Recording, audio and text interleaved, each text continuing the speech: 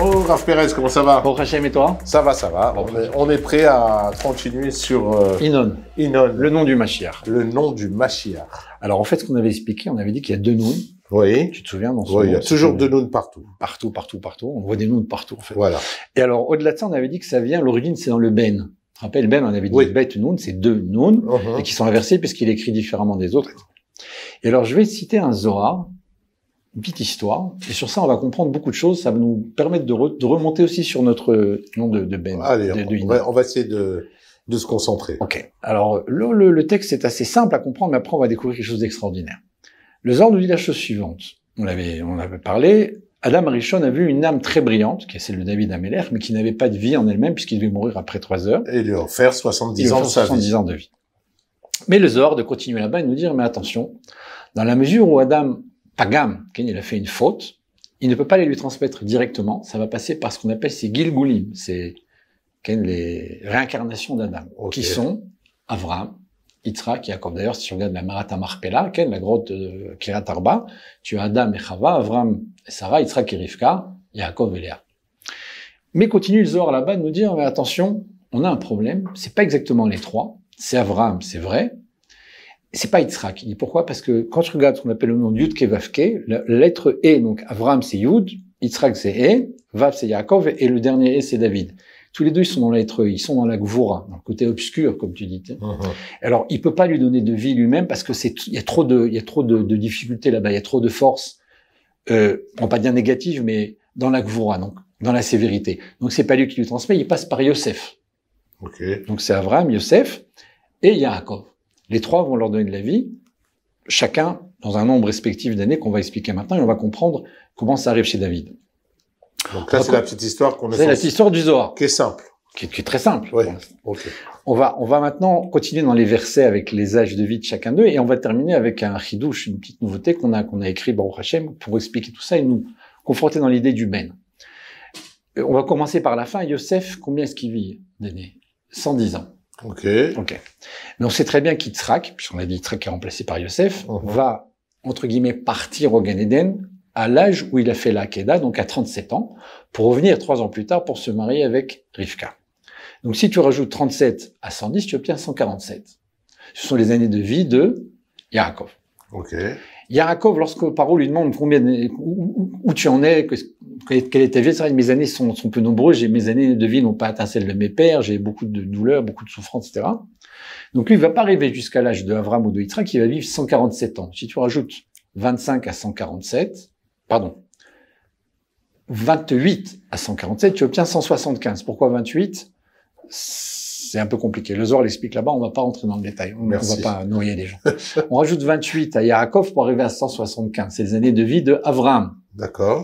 Avraham avait, en réalité, budgété, entre guillemets, 180 années, comme Yitzhak. Yitzhak va vivre 180, Avraham vit 175. Pourquoi? Dieu lui a promis une bonne vieillesse. Or, Esav commence à faire toutes les bêtises possibles et imaginables.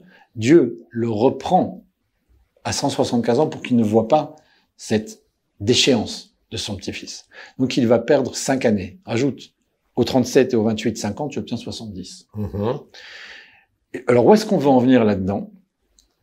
Eh bien, si tu regardes l'écriture de ces noms-là, donc Avraham, Yosef, Yaakov et David, on avait, tu t'en souviens, hein, on a dit qu'il y a une capacité de changement. Au-delà de ça, si on prend le nom Yud Kevavke, on va commencer par la fin, par le nom Ben. David s'écrit ou Dalet Vav Dalet ou Dalet Vav Yud Dalet. Ok, donc c'est Yud.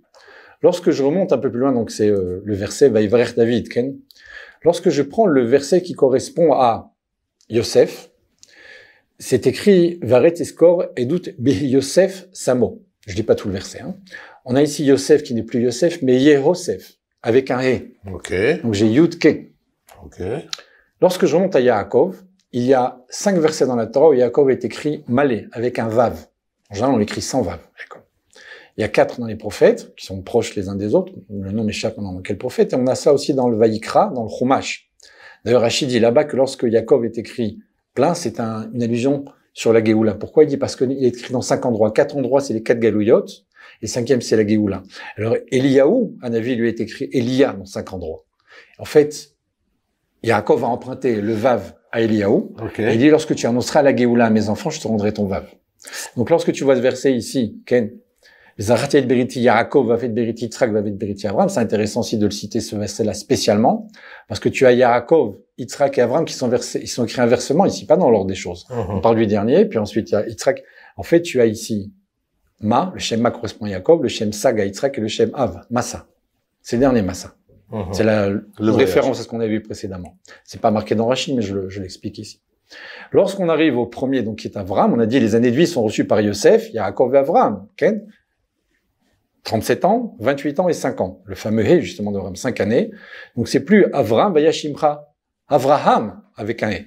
J'ai donc un Yud, Ke, Vav, Ke.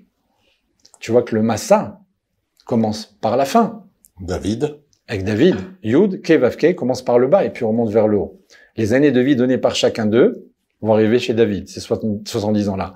Mais tu vois que le nom Yud, Ke, Vav, Ke n'est pas écrit comme là-bas dans le Hav Samaben, Yud, Ke, Vav, Ke, la Yud, Ke, Vav, Ke, dans l'ordre chronologique même. Ouais, à l'envers. C'est inversé. On a Avraham, on a Yaakov, on a dit Yosef à la place de Yitzhak, et David à la fin. Donc, tu vois que ce fameux Massa, ce fameux Ben, est le moteur pour remonter aux autres noms. Le Massa est ici, le nom Ben, c'est deux noms inversés, et là chez David. Yud, Ke, Vav, Ke, de la fin vers le début. C'est ce qui est écrit dans Sefer Yetzira, la fin est reliée au début et le début à la fin. Ce qu'il y a chez David, c'est ce qu'il y avait chez Adam Rishon au départ, et ce qu'il dévoile chez lui, c'est la notion même de ce Mashiach, qui est le moteur de chaque chose, qui est le début dans la création, ce qui est marqué dans le deuxième verset de la Torah.